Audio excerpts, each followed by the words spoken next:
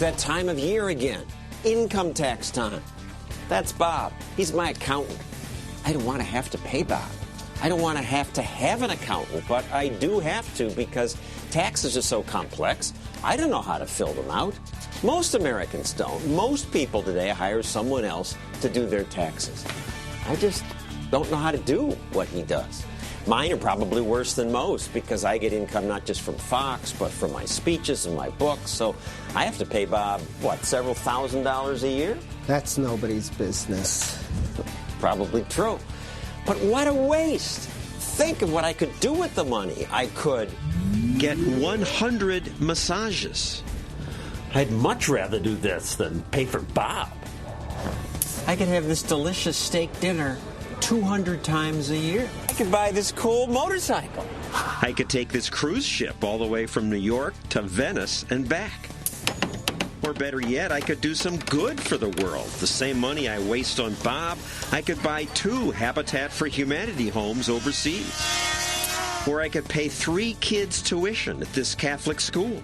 Bob would lose out, but he could find more productive work. Maybe he could build those charity houses. Anything would be better than so many of us spending thousands of dollars on this stuff. So tonight, let's attack the tax system.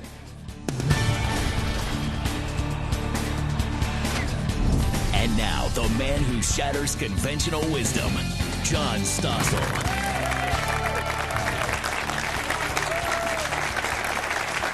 Here it is in all its ugliness. The U.S. tax code and its explanations. It's more than 3,000 pages. How did we get to this? Taxes were once simple. Government used to run just on taxes on imports and also things like liquor and tobacco. But then in 1913, the politicians decided we need more of your money, so we got the income tax. Here's the first 1040. It was pretty simple. Just 4 pages with the instructions. Look how little money they took. 1% on incomes between $20,000 and $50,000. Just 1%. Also, anyone making $50,000, that's the equivalent of someone making $1 million today once you adjust for inflation. Those in the top bracket had to pay 6%, but you didn't hit the top bracket until you earned $11 million. But leave the amounts aside for a moment. Look at the change in how complicated the forms are. From those 4 pages, what do we have now? This is the current 1040. If you include the instructions, 176 pages. How did this happen? Well, a new movie out this week tells the story. It's called An Inconvenient Tax. During World War I, the top tax rate moves from 7% to 77%. And suddenly, taxes become a huge concern of a lot of people. People came to Congress. The first deduction, the first one that was really focused on the tax laws, was the charitable deduction. And that's because presidents of universities and colleges came to Congress and said, look, we're not getting contributions. You're taking 77% of the top dollars of rich people. So Congress said, well, we'll give you a charitable deduction. And then people said, we need a lower rate for capital gains, and then a deduction for retirement plans, for children, and so on. It's still happening, because everyone wants a break, and politicians love giving us gifts. Give families a $10,000 tax credit for 4 years of college and increase Pell Grants. And then the politicians applaud themselves for their generosity. And they campaign by making promises to the favored groups.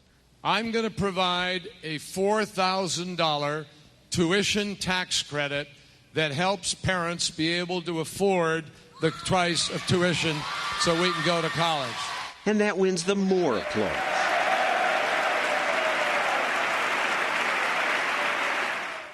And the tax credits bring us more pages in here. Can we bring a camera in closer? I mean, look at this fine print. 3,000 pages of stuff filled with these special exemptions. And partly because of all these exemptions, to get the money they wanted, politicians kept raising the basic tax rate. By the 1940s and 50s, the top rate was 90%. That changed, as the movie explains, thanks to JFK. Kennedy. first president of the modern era to embrace the issue of the income tax was John F. Kennedy. He was the first president to realize that high tax levels stifle economic growth, and so he proposed top-to-bottom cut in both corporate and personal income taxes. His tax advisors came along and said, but these high rates retard economic growth. And that began the real conversation about the relationship between tax rates and economic outcome. He'd actually gone in and slashed the World War II and Korean War tax rates, the marginal rates across the board. He took the top rate down from 91% to 70%, and the bottom rate down from 20 to 14%. And we had several good years of growth after the Kennedy tax cuts. The movie gives much more history. These documentary filmmakers made it, Vincent Vittorio and Chris Marshall. So why'd you do a movie on taxes? Taxes are boring. Well, John, it's the one issue that every American's connected to. And I think that we wanted to take an approach in which it didn't have a partisanship, and we were able to kind of explore more of the complexities of the tax code and give people a better understanding of why those complexities exist. And you interviewed lots of people on all sides. And what was the main conclusion? Well, one thing that virtually everybody who we interviewed agreed upon is that the tax code is way too complicated. And it doesn't do a lot of things that naturally would take place in our economy, people making decisions in their normal lives. Instead, they have to factor in the tax code in their lives. So and that takes time and changes our behavior, wastes creative energy. I mean, the president who had some success in simplifying it was Ronald Reagan. After JFK, he was the next president to reduce taxes. Let's play some more of your movie. We must go forward with a tax relief package. I shall ask for a 10% reduction across the board in personal income tax rates. The context for him was the movie industry. Hey, wouldn't it be something if the president came to see us? He'd make a certain number of movies, and then anytime he made another movie, he figured that 80 or 90% of the income he was getting from that movie could go to the federal government. So he would stop making movies and go off and ride horses. He just became convinced, based on his personal experience, that a high tax rate discourages people from working hard and going the extra mile to be productive. Well, 90% tax rates would do that. I'm glad it's lower now. But what else did you learn that surprised you? The way that we get ideas for tax reform is from our politicians offering more and more relief. And what people don't realize is that these things have negative consequences. They all add to the complexity of the code. And what we want to try to let people understand is that there are other options out there besides things that add to more and more complexity that we can ask our politicians for. Options like? Well, simplifying the code can be done in several ways. And there are ideas to simplify the income tax, or as many economists believe today, going to something like a consumption tax solves a lot of the complexity issues. So we try to bring this debate up and have our experts talk about it in the film. And we're hoping that we can get this discussion started with our film.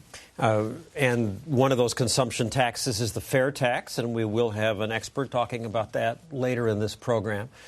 You also found that what makes people mad about taxes, and I think of the current Tea Party anger about spending, this partially relates to taxes, it's not just the amount, but an unfairness. Yeah, I think the issue of fairness is, a big part of the tax code. Let's go back to the Tea Party, the actual Boston Tea Party.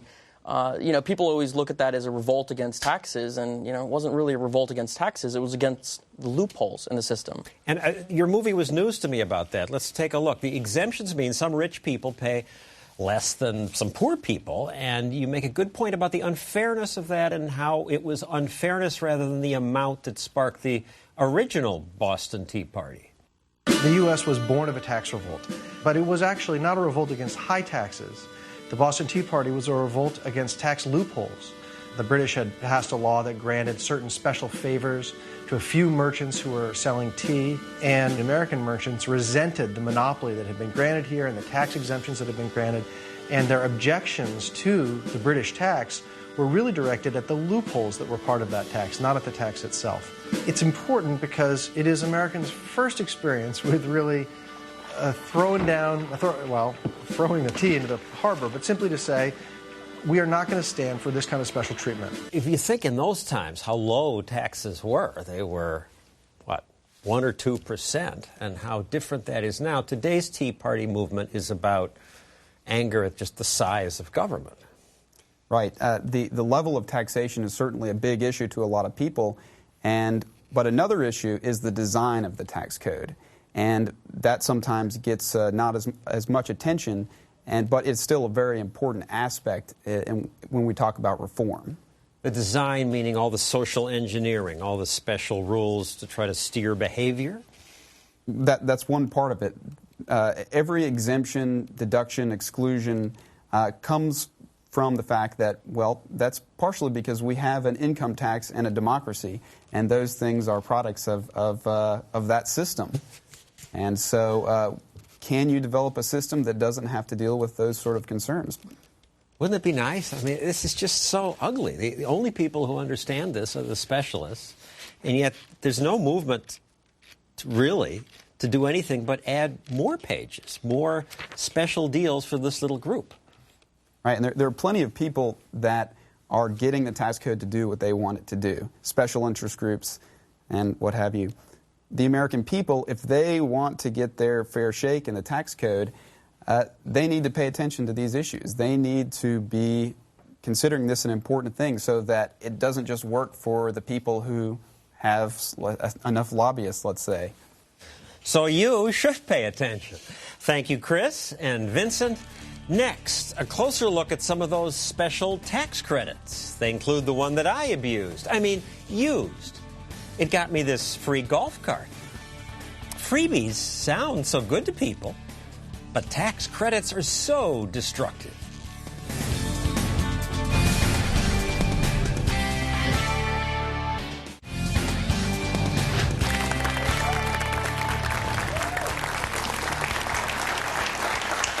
You got your taxes in by now? You sure you got all the deductions and exemptions you're entitled to? It's hard to keep up. New ones are introduced all the time. Tax credit of up to $8,000 for first-time homebuyers. Give families a $10,000 tax credit for 4 years of college and increase Pell Grants.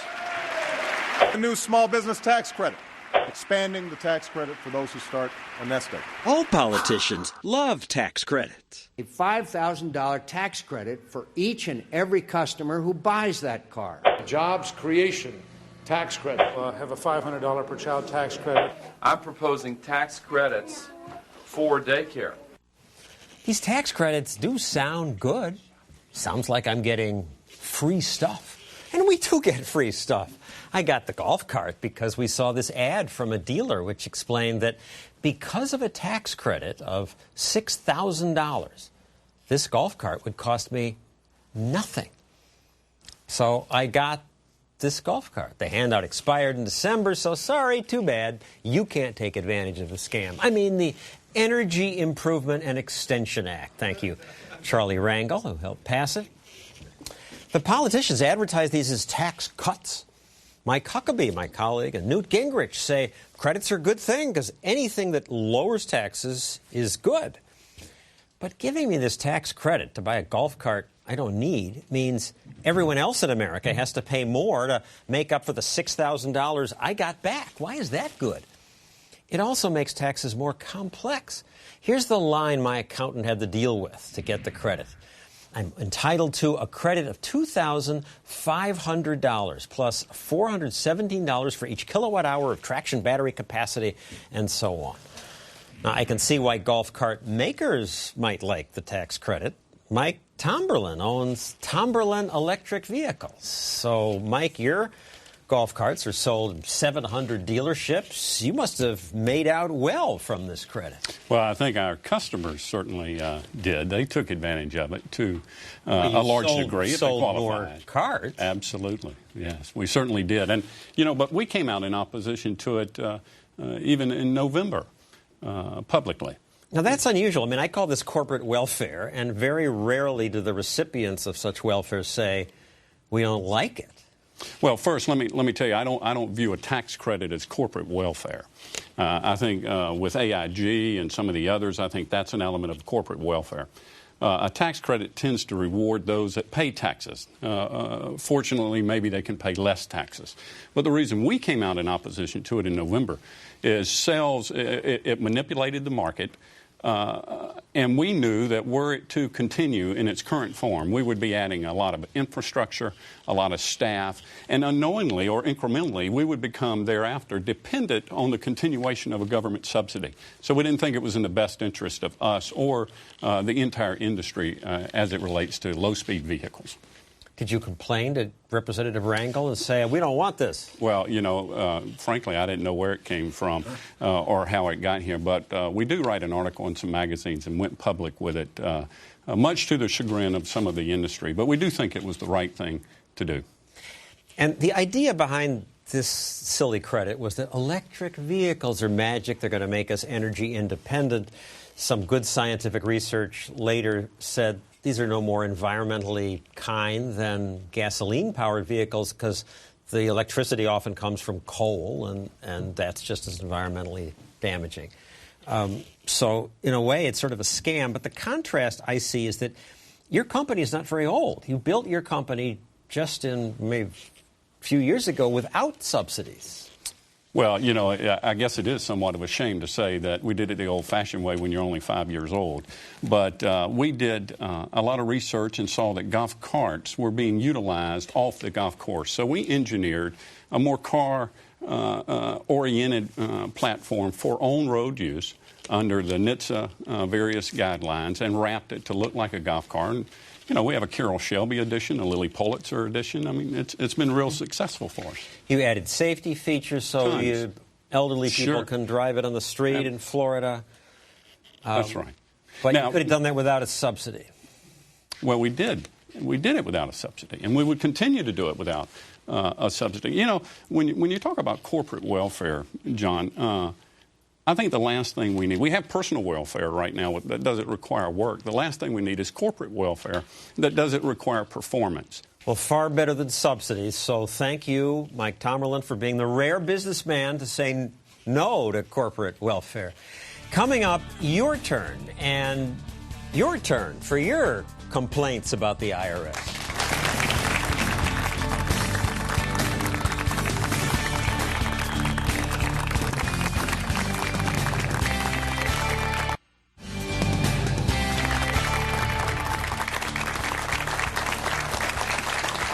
Let's hear your take on the tax system.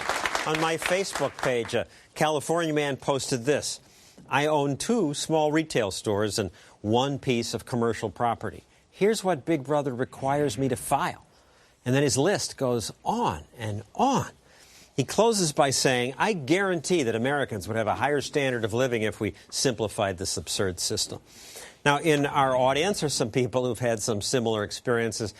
Marty Henderson, you have a business where you do ultrasound for vets of some kind in Texas. And what's your issue?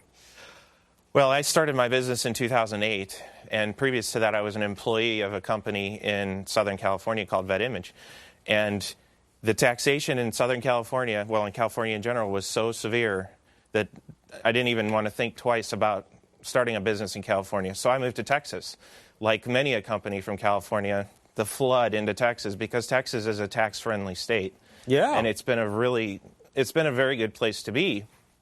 But there's no way I could have done what I've done without the assistance of my accountants at the tax club. They make my life, much easier because even though I'm an educated man as a doctor, I don't understand this tax code. But you had to pay them thousands of dollars. Yes, I do. Yeah, it's kind of a love-hate relationship, right? Because I love them because they make the current situation bearable. But it's unfortunate that small businesses are so burdened with taxation that they can't even hire new employees. Many decisions are going to be affected in the future as the system gets more and more complicated as to whether they're going to be able to hire new employees. I hired 1 person last year, and I'm really thankful to have, 2 people actually. I've hired 2 people and part-time, and it's been great, but it's so... I'm concerned. I don't have a sense of confidence that, hey, things are established, I'm making money, things are going to keep going like this, because things are changing rapidly. And right next to you, Leslie Kavanaugh. You're a small business closet organizer. I didn't know there were such things. There is indeed. And you had a traumatic experience. Well, we had a horror story. We received this letter in the mail saying we were going to be audited, and it was a complete surprise and a shock because I'm an organizer and I spend a great deal of my time during the year to organize all of my tax information. And we were eventually told that we owed the government $3,200. And for a very small business, that's a great chunk of our income. So we worked with the tax club and found out that it was a human error on the IRS part. So it ended well, though it took 5 months. And you mentioned the tax club and pointed to the guy next to you. And that's Gary Milwick. You work for the tax club. And I don't get this. These people pay you not just a monthly fee, but they become members of the club. Right. And that costs $2,000. Right. Yeah, we have an upfront fee of about that much, and it's a low monthly fee. Our model is somewhat different than a traditional accounting firm because people don't like to call their accountant and be charged, $100 for a 30-minute phone call. So it's more of a membership model, like going to a fitness center or a gym. And we found that clients like that more. This time of year, people call you panicked? Oh, absolutely. Absolutely. They're not just for the tax filing deadline, which they're panicked about every year, but they're just very uncertain about the different tax laws that are being passed now, the different credits and things that are coming up, and different potential taxes that they're going to have to pay in the future. Now, these are competent people. They employ others. They're making money, but they're scared. Absolutely. It's just a sense of uncertainty, And Leslie mentioned her situation with the IRS. A lot of times when people get letters from the IRS, they just, oh, what happened? I better pay this or I'm going to jail. When, in fact, there is a lot of times it's human error or some other, computer error or something on their side. So you must like the complex system. Personally, we obviously make money from it, but I think I'd be able to find a job if it wasn't so complex. Really? If we had a simple tax, and you're okay with that? Take away your job. I'm fine. I call me confident. I think I could find a job. All right, well, I'll get you together with my accountant. Now, there is one radio host that I admire who spends a lot of time talking about the evils of the tax system, and that's Neil Bort. So I invited him to join us. He has a very successful radio program. You got 5 million listeners. You're based out of Atlanta. Looking for more.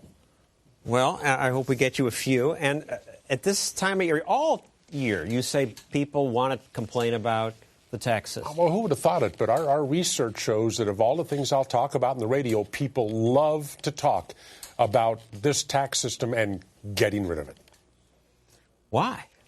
Because it is the average American spends 55 hours a year just preparing their tax forms. That's over 1 work week. They want this burden gone.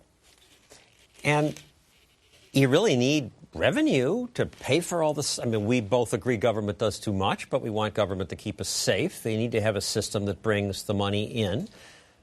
They need to have a system that brings the money in that does not punish achievement and does not reward laziness. Just a fair, across-the-board system that raises the needed revenue for the federal government without playing favorites and without punishing people. But what you...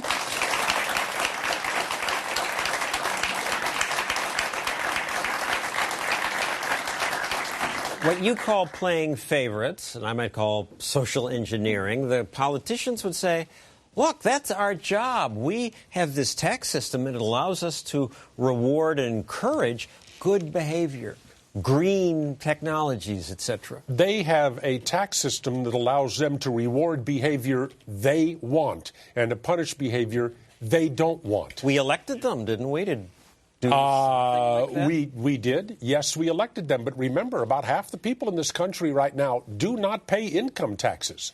So when they vote for their representative or their senator, tax questions are far from their minds. As long as they don't pay, it's all about how much can I get. And you and many of your listeners would be fine with the current amount of taxes if it were just simpler. Actually, no, I don't think we're happy with the level of government spending right now. But if you're going to reform the tax code, concentrate on reforming the tax code first. Get that done, and then work on government reformation. And reforming the tax code means making it understandable. No, that means eliminating it. Well, while that might seem impossible, some private citizens, people Neil knows, spent $22 million of their own money and that of some friends, and they tried to find an alternative tax system, one that would raise as much revenue but be less destructive and intrusive and complicated. And Neil says they succeeded. They found a solution. What is it? We look at that when we come back.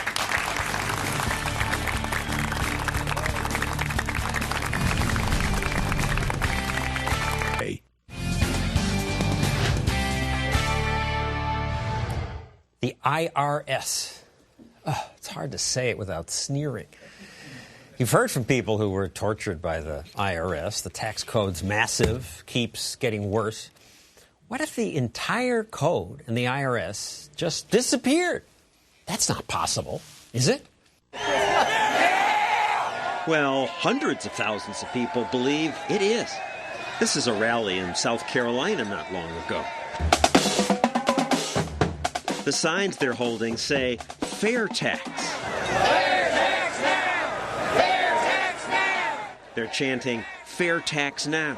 Earlier, thousands of people attended a long rally for this fair tax inside this stadium. And who's this speaker they're shrieking about? It's radio host Neil Boortz, the most vocal promoter of the fair tax. And he's also the author of the bestseller, the Fair Tax Book, saying goodbye to income taxes and the IRS. When I first heard that, my reaction was, come on, it's too good to be true. Not too good to be true. Absolutely not. Well, I assume that these guys who spent $22 million of their own money gave serious thought to it. They put their money where their mouths are. They did. These are very accomplished businessmen, and one of them was remarking to his friends, I said, look, every time I go to a board meeting for any company that I serve on the board of directors for, we spend too much of our time worrying about the tax consequences of our business decisions. Why can't we concentrate on growing our business and not worry about tax consequences? So a friend of his said, okay, why don't we come up with the money and solve the problem? Find a better way to fund the government. So they got together a little over $20 million. They hired researchers, accountants. They did focus groups, economists from places like MIT and Harvard. They said, here's the money. Find a better way to fund the federal government than we're doing now. And they turned them loose, and they came up with the fair tax. All right, well, let's take it step by step. The first step is abolish the income taxes, totally.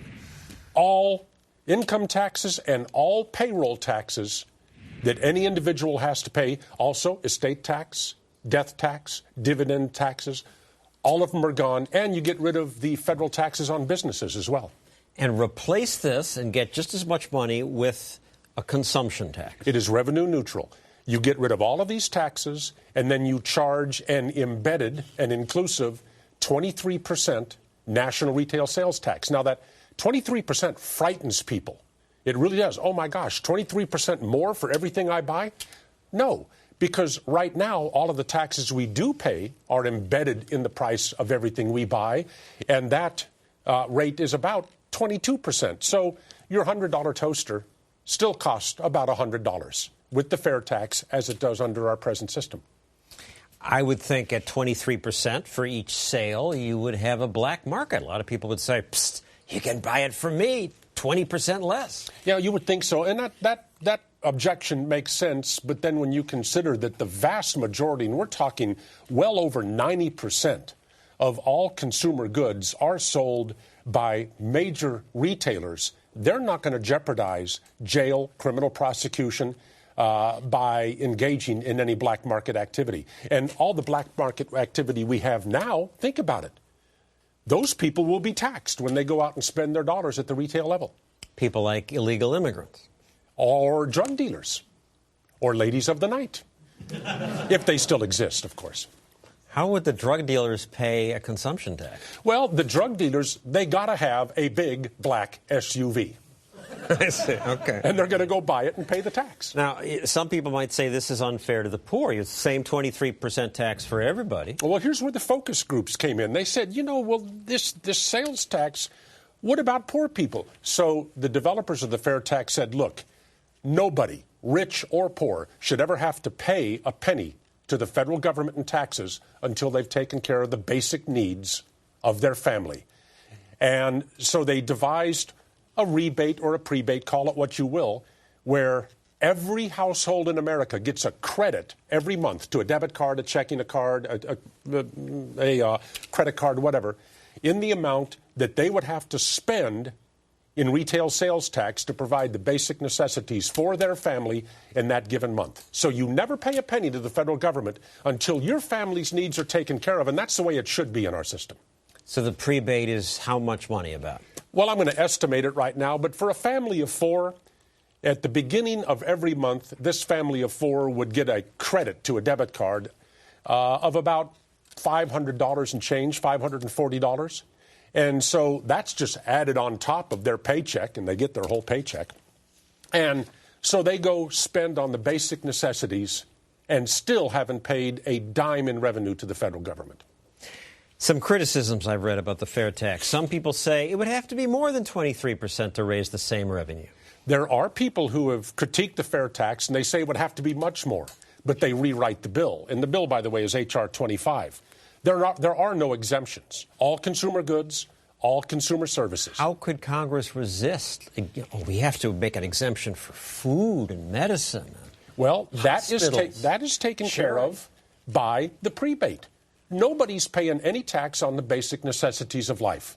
And that simplifies the tax code. Nobody's filling out any forms. Nobody is under the thumb of a federal investigative agency watching how they handle their personal finances. If they invest the money, no tax. Save the money, no tax. Buy something at the retail level, and only at the retail level, they pay the fair tax.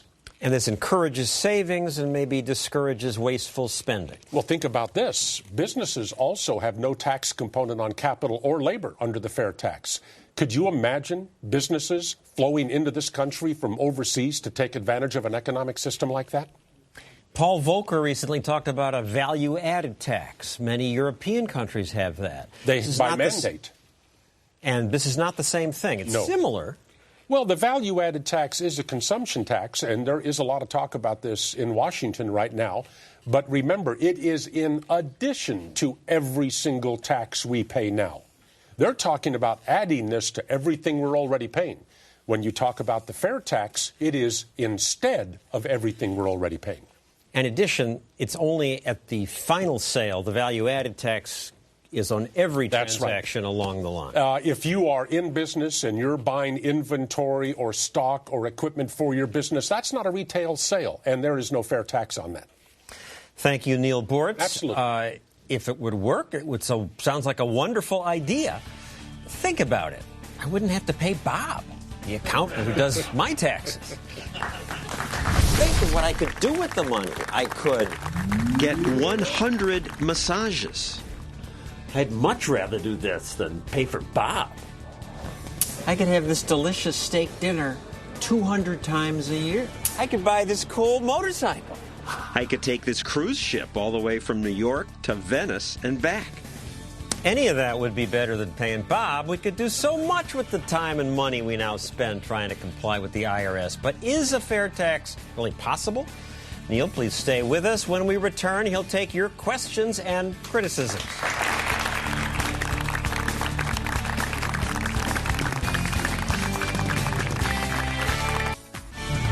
Now shattering conventional wisdom, John Stossel.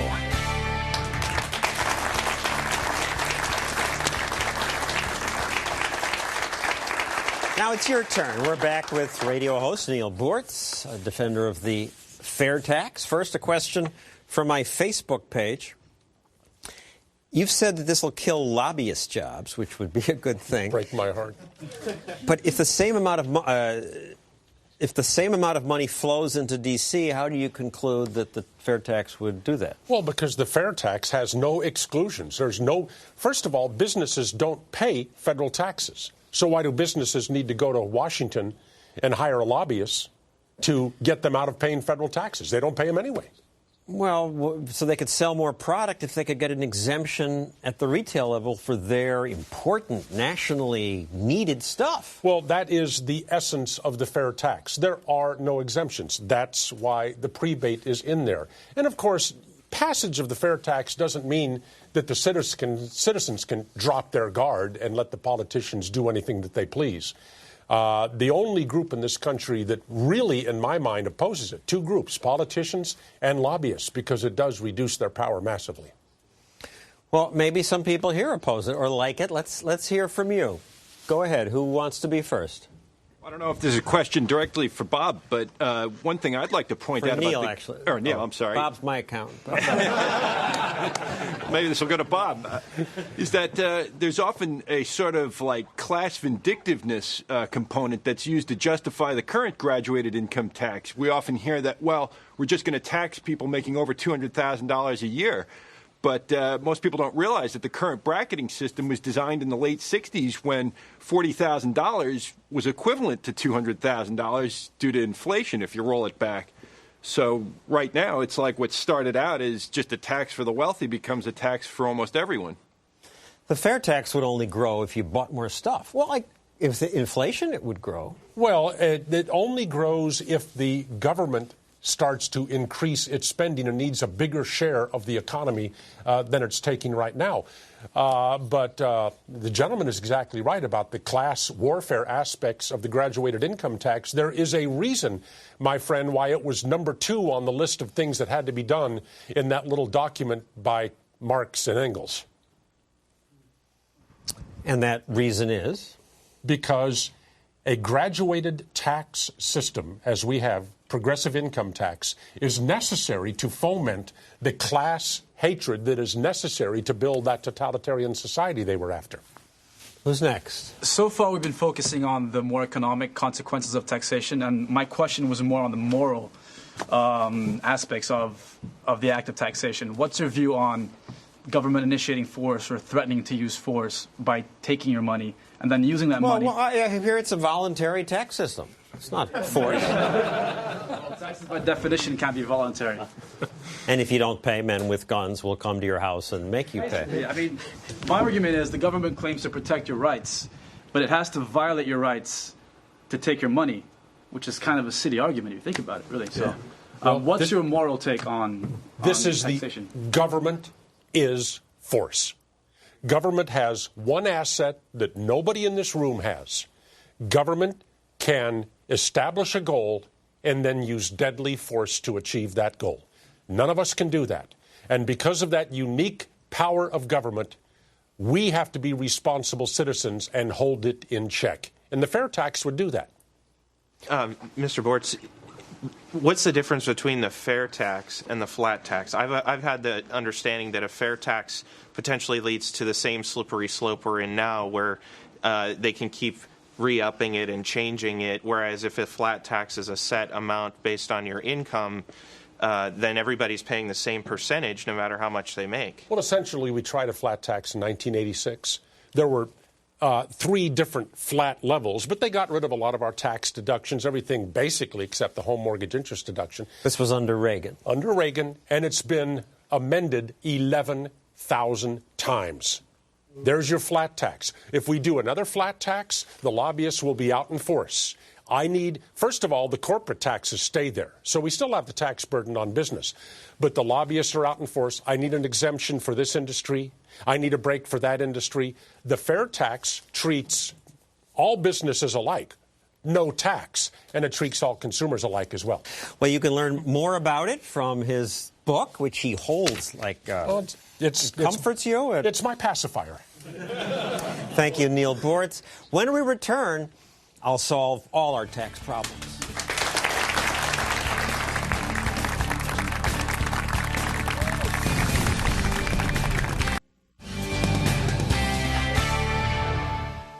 The hardest thing in the world to understand is the income tax. That's said to be a quote from Albert Einstein, and when he was alive, the forms were much simpler than they are now. These are my taxes for this year. Just think about the time my accountant and I waste preparing this. Think about the time you waste. How much time? It's hard to measure that exactly because of the extra time we spend bundling receipts and so forth. But consider just the cost. Those of us who pay others to do our taxes spend more on that than the Fortune 500's 5 biggest employers pay all their workers. In other words, what we spend on tax paperwork is greater than the pay of every worker at Walmart, United Parcel Service, and McDonald's, and IBM, and Citigroup. All those places combined. General Electric recently filed a tax form that droned on for 24,000 pages. What a waste of creative energy and time. And what an awful intrusion when government funded itself on user fees that didn't violate our privacy by demanding to know how much money we made and how many dependents we had. But then we got the income tax. Okay, then it was just four simple pages. No big deal. That's no big threat. Didn't even take much money. Just 1% from millionaires. Now people who make half that pay 50% once you include state taxes. But leave aside for now the amount. The complexity is just as evil. The 1040 form has gone from those 4 pages to these 176 pages, if you include the instructions. 4 million words almost. After all those congressmen had to give those special deals to their contributors. No ordinary human can understand this. Oh, but don't worry. The IRS is ready to help you. Its website lists 1,900 publications, forms, and helpful instructions. The operators at the IRS help centers are also waiting to guide you. Sometimes they even answer the phone. The IRS admits that a third of the time they don't. When they do answer, they don't necessarily give you the right information. The IRS admits their own help centers give wrong answers much of the time. Though I shouldn't blame them. Congress created this. I mean, this is insane. How dare a government that supposedly serves the people impose on us this way? Politicians who create such laws aren't our representatives. They're our rulers. This is a scam. They increase taxes and their complexity, and then they demand we pay them homage. If we do, maybe they'll give us exemptions for little pieces of our lives. Let's call the whole thing off. Scrap today's income tax. Let's scrap it for the system the founders had. That was user fees and tariffs. Okay, it's not going to happen. But how about scrapping the income tax for the fair tax? Or scrap it for a flat income tax with no deductions. A flat tax of just 17% might raise just as much revenue on a 1-page form. Wouldn't that be nice? Or at least give us taxpayers a choice. We can fill out the simple tax or the confusing one. I know which one I'd pick. Now, there's always a risk in proposing a replacement for the income tax. We could end up with 2 taxes. Congress might say, a national sales tax will substitute for the income tax, and then later say, oh, sorry, there's not enough money, we need to keep the income tax too. It's a danger. I wouldn't put it past the greedy politicians. But fear of that shouldn't stop us from trying an alternative. Let's not take our eye off the ball. The current system is an assault on our time and our freedom. We should have lower and simple taxes. We've been abused long enough. That's our program for tonight. See you next week.